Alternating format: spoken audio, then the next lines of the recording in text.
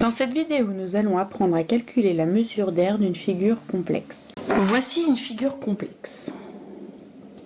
Tout d'abord, nous allons rappeler que les segments qui ont les mêmes symboles, qui portent les mêmes annotations, ont la même longueur.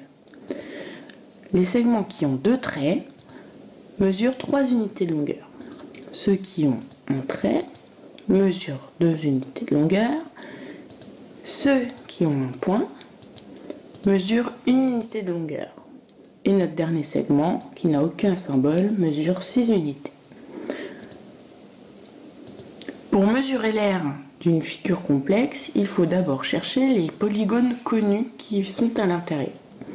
Dans cette figure, on remarque qu'il y a un premier rectangle, ici il sera bleu, un deuxième rectangle, il sera rose, et un carré, il sera vert.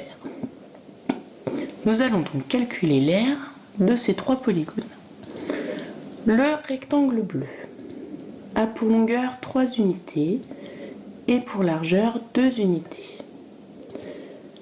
2 fois 3 égale 6. On rappelle qu'on multiplie la longueur fois la largeur pour calculer l'air. Donc, son air est de 6 unités d'air. Le rectangle rose a pour longueur 6 unités moins 1 qui correspond à la longueur du côté vert, et pour largeur 2 unités. 5 fois 2, 10.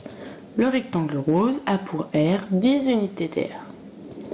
Le carré vert a 1 unité de côté.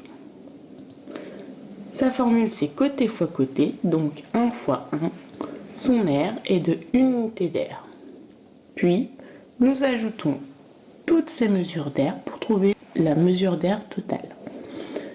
6 plus 10 plus 1, ce qui nous donne 17. La figure complexe a pour air 17 unités d'air. Prêt ou prête pour les ateliers ?